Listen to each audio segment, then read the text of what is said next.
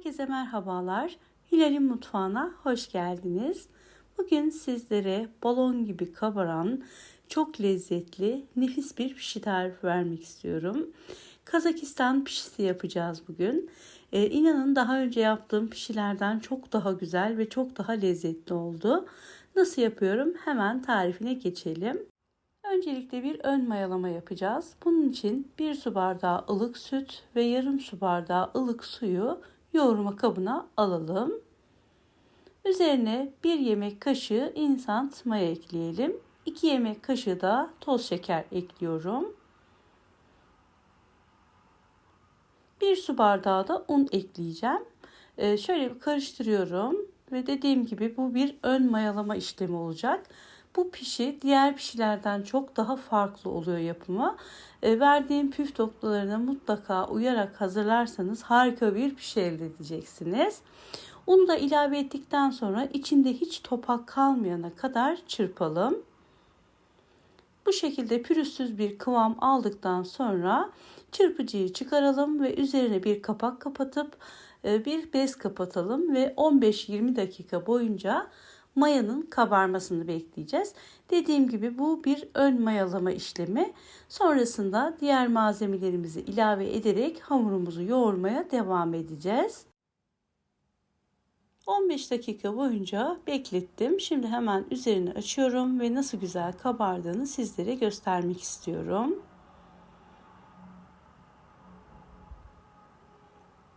Evet, gördüğünüz gibi 15 dakikada böyle köpük köpük bir kıvama geldi. Şimdi artık şöyle bir karıştırdıktan sonra diğer malzemelerimi ilave edebilirim. Üzerine 1 adet yumurta ekliyorum.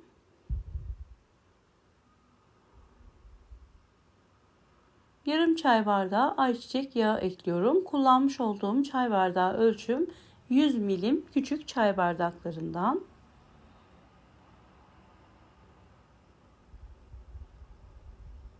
Şöyle bir karıştırdıktan sonra artık unumu ilave edebilirim.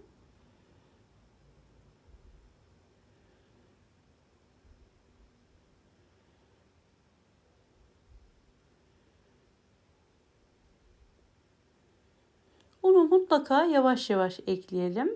Toplamda 4 su bardağına yakın un kullandım. İlk başta koymuş olduğum unu saymıyorum arkadaşlar. Onunla birlikte toplamda 5 su bardağı oluyor. Onu ön mayalama yaptığımız için saymıyorum. Sonrasında 4 su bardağı un ilave etmiş oldum. Ve 1 tatlı kaşığı tepelemi dolu olacak şekilde tuz ilave ettim. İlk aşamada spatula ile karıştırıyorum. Hamur ağırlaşmaya başladıktan sonra elimle yoğurma işlemine devam edeceğim. Ele yapışmayan yumuşak bir hamur olana dek yoğurmaya devam edelim.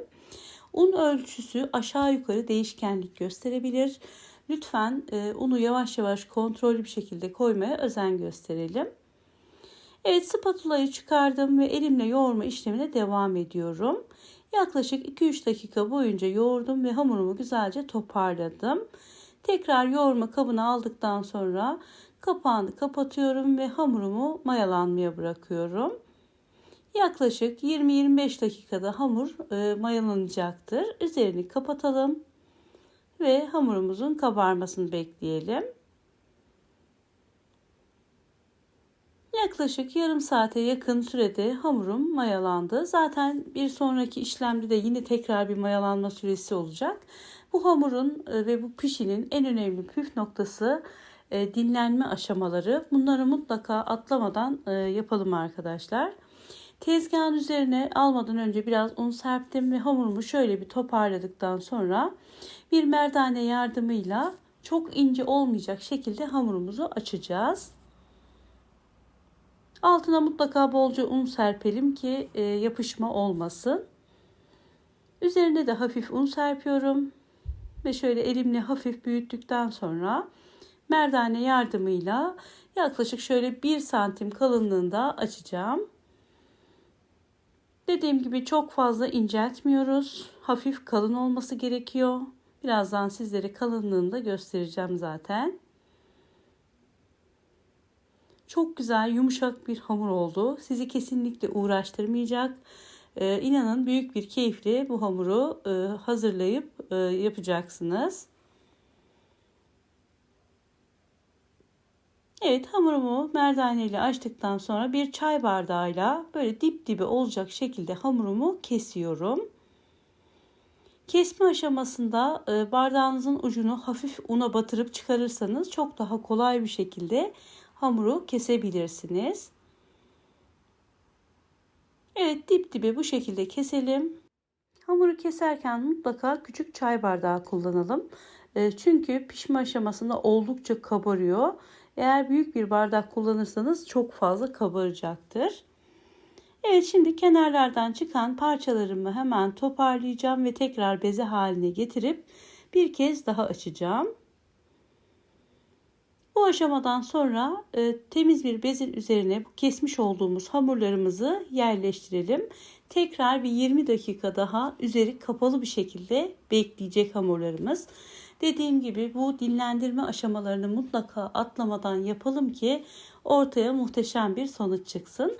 Hepsini temiz bir bezin üzerine aldım ve üzerini kapatıyorum. 20 dakika boyunca bu hamurları bu şekilde bekleteceğim ve ikinci mayalama işlemini yapmış olacağız. Evet, gördüğünüz gibi pufidik pufidik çok güzel bir şekilde kabarmışlar. Hemen pişirme işlemine geçeceğim ve şöyle yakından sizlere bir kez daha göstermek istiyorum. Kalınlığını görüyorsunuz. Hafif de kabardı tabii ki o bekleme süresinde. Artık pişirme işlemine geçebiliriz. Uygun bir tavanın içerisine yağımı aldım ve tamamen ısınmasını sağladım. Isınan tavanın içerisine hamurlarımı bırakıyorum ve hızlı bir şekilde nasıl kabarıp güzel bir şekilde kızardığını göreceksiniz. Evet, gördüğünüz gibi balon gibi kabarıyor ve içi kesinlikle çiğ kalmıyor arkadaşlar. Çok güzel, harika bir pişi oluyor. O kadar güzel balon gibi kabarıyor ki gerçekten hayran kalacaksınız görüntüsüne. Lezzeti zaten efsane. Bir kez denedikten sonra bu tariften kesinlikle vazgeçemeyeceksiniz. Bunun garantisini veriyorum sizler için. Evet, diğer tarafları da gördüğünüz gibi nar gibi kızarmış. Zaten çok hızlı bir şekilde kızarıyor. Evet, bu şekilde çevirerek her tarafını kızarttıktan sonra hemen servis tabağıma alacağım ve kalanları da aynı şekilde pişirmeye devam edeceğim. Bu arada kalan parçalardan bir beze hazırlamıştım. Onu da tekrar açtım ve yine aynı şekilde bezin üzerine alıp dinlenmeye bıraktım. Ve onları da son olarak pişireceğim tabii ki. Evet, tekrar aynı şekilde hamurlarımı pişirmeye devam ediyorum. Koyduğum anda bile hemen böyle kabarmaya başlıyor. Gerçekten ortaya muhteşem bir sonuç çıkıyor. Sizlere şöyle birkaç sefer daha bu kısımları göstermek istedim. Ben çok büyük bir keyifle hazırladım bu pişiyi ve bizim evde gerçekten çok sevilerek tüketildi. Şöyle görüntüsünü görüyorsunuz arkadaşlar. Böyle pufidik pufidik harika bir görüntüsü oldu. Evet, hemen diğer taraflarını çeviriyorum ve aynı şekilde kızarmasını sağlayacağım. İster sabah kahvaltısı için, ister çay saatleri için hazırlayabilirsiniz. Yapımı gördüğünüz gibi çok pratik. Sadece biraz bekleme süresi uzun sürebiliyor.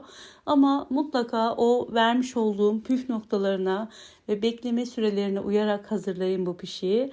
İnanın sonuç şahane olacak ve çok memnun kalacağınız bir tarif olacak. Evet, pişilerimin hepsini bu şekilde kızarttım. Nar gibi çok güzel bir şekilde kızardılar. Hemen havlu kağıt sermiş olduğum servis tabağıma alıp kalan pişilerimi de aynı şekilde pişirdim. Ve sizlere hemen şöyle son halini göstermek istiyorum.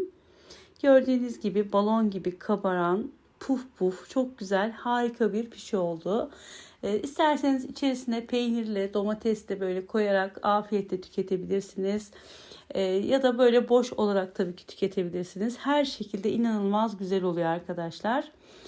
Umarım sizler de dener ve memnun kalırsınız. Eğer denerseniz bu videonun altına olumlu veya olumsuz mutlaka yorumlarınızı bekliyorum. Bu şekilde deneyecek olan arkadaşlarımıza da fikir olmuş olur. Bana da destek vermiş olursunuz. Eğer videomu beğendiyseniz beğeni tuşuna basmayı, destek olmak için yorum bırakmayı ve arkadaşlarınızla paylaşmayı unutmayın lütfen. Hala kanalıma abone değilseniz bu videoyu izledikten hemen sonra kanalıma abone olup yanındaki zil işaretini de açarsanız çok sevinirim. Yepyeni tariflerimde görüşmek üzere. Allah'a emanet olun. Hoşça kalın.